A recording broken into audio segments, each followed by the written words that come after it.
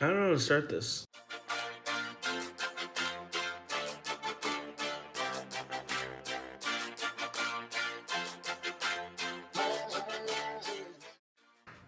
What's going on, my beautiful woke family? It's your boy Daniel.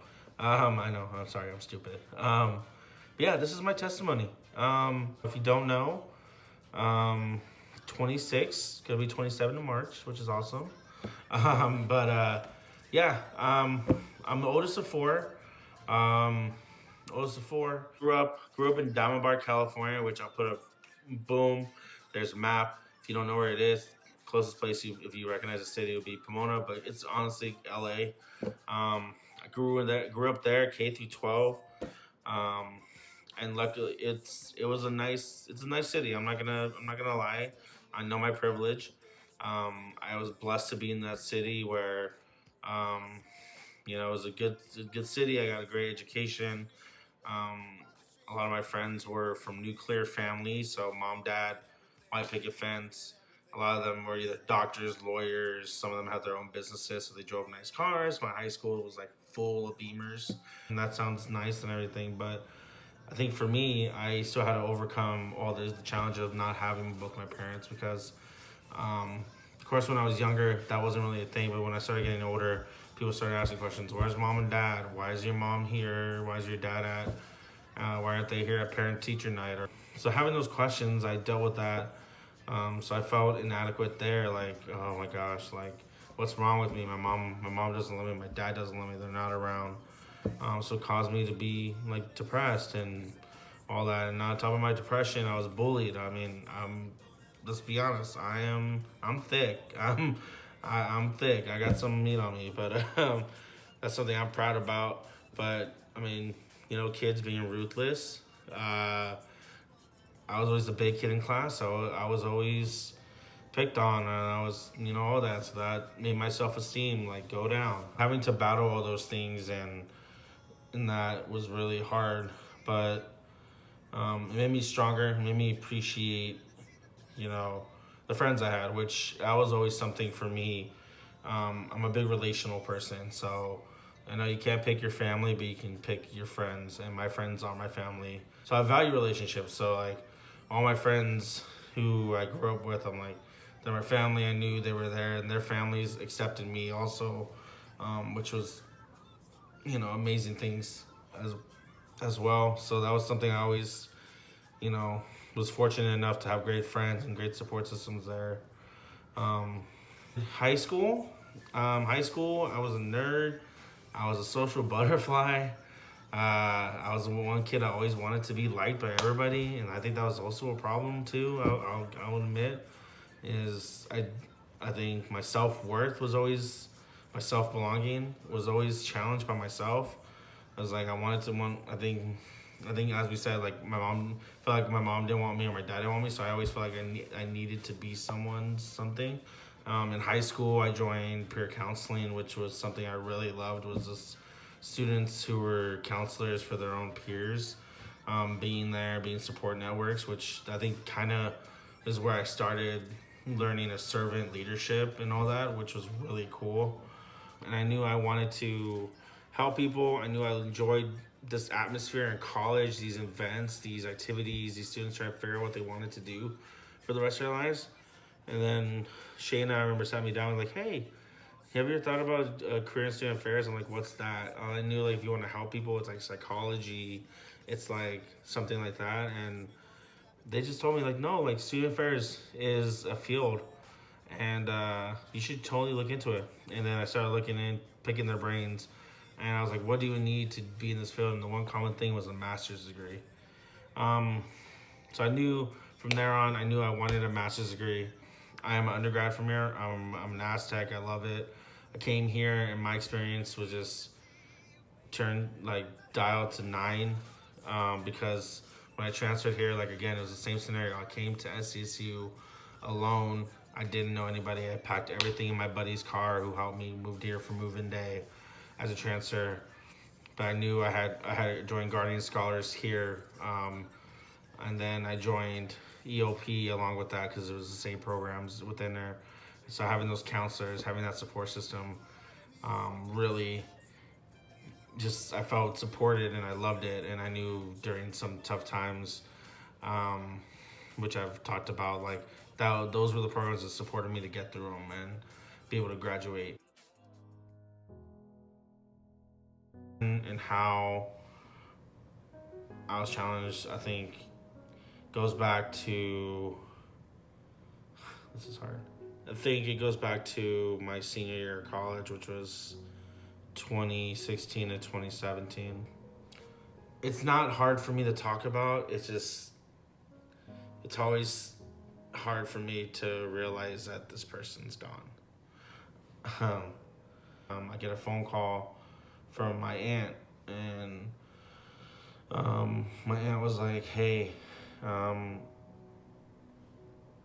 I don't know how to tell you this, but things are not looking good." And I'm like, "What's going on?" She's like, "Hey, Nani, she's not doing so good. Um,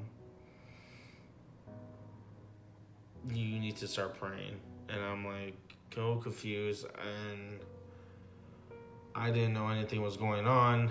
I get a phone call, and she hangs up, and I was like, "What's going on?" I call her again, and she just starts crying, and she's like, "I think she's about to go." And then, right when I got her on that phone call, I started hearing the machines going off. Um, Machines were just blaring, and then she's like, "She's gone," and she hung up, and my mom was dead. It was just one of the worst days of my life, and and especially during school, I was like, I can't go back to school. I can't do this. What am I doing here? Um, so I think for me, I knew like what's next. So the first person I called was Simone Hids, who was the program director. Um, associate. She's the assistant program director of Guardian Scholars at CSU, and called her. She's like, "What's going on?" And I just said, "Hey, I don't know how to say this, but my mom passed away," and the immediate shift was like, "I'm sorry. What do you need from me? What's going on?" I was like, "I don't know. I'm waiting to hear back." She gave me a plan real quick, like, "Hey, email your professors, let them know this is going on, and then when you get back, we'll figure things out." And I felt supported. She wasn't like, "Okay, well that sucks. Sorry, like, I'm sorry for your loss," but no, she was there giving me a like, "Hey, do this, do that, and we'll figure things when we get back." Because at that time, I didn't know if I was gonna come back. I think anybody in their right mind would have been. I think for myself, if I was in my right mind, everybody would justify me like, "Hey, you're fine. Take this semester off. Come back. Come back in spring. Graduate either during summer. Or you can graduate during that fall." Like, nobody would judge me for that because that's a rough thing, losing a parent. And I'm like, no. I think for me, I've worked so hard for her. She's my motivation. She still is my motivation to get through this program, these projects, this portfolio, finding a job. Anything I do, the motivation is always going to be her because of her, because she invested so much in me when she didn't need to. She didn't need to adopt a 1-year-old child when his mother was a teenager. She could have been like, "That's your kid, handle it." But she did, and from there we were bonded. And I know for me, like, I can never repay her for what she did for me, but for me, I knew I need to be the best, or do the best I can be. After the funeral, I took 2 weeks off of school, came back, and was on the grind. My professors, luckily, were fortunate enough, like, "Hey, yeah, they understood. Maybe make those exams or any like quizzes or anything like I had." And I was just back on the go. And I was like, "You know what? This is what Nani would want." And of course, she would kick my ass if I stopped. Losing a loved one during school was the most challenging personal part of my journey. But I think for me, it was rewarding in a sense because I saw so much of care amongst people that around me. And like my friends loved me, my mentors loved me, and I was just like, I'm gonna be okay. And I think that kind of motivated me, like, hey, I know if students lose parents here, people lose friends in the blink of an eye, and I know I can be able to be there, be like, hey, I've been through here, and it's gonna be tough, but I'm here for you. And when you're ready to come back and ready to finish what you want to start, I'll be here. So I think that's something I will take from this experience. That even though it's a rough journey, it's a journey that will lead me to support other students.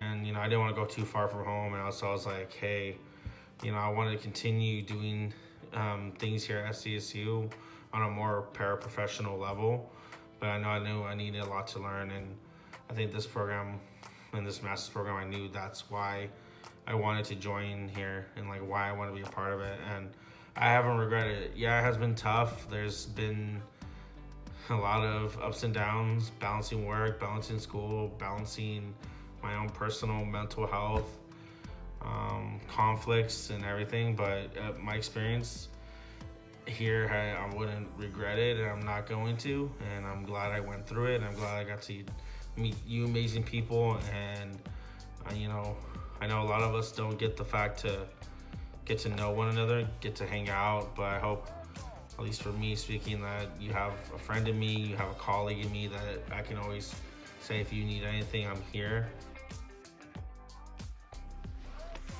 Yep, so that's about me. Thank you all for letting me share this with y'all. I really love this assignment, even though it was rough, but it was awesome. But like I said, thank you all for listening and just being here for me for this past year and a half. And I can't wait to see where we all go. But just know that you have a friend in me, like I said. And yeah, till next time.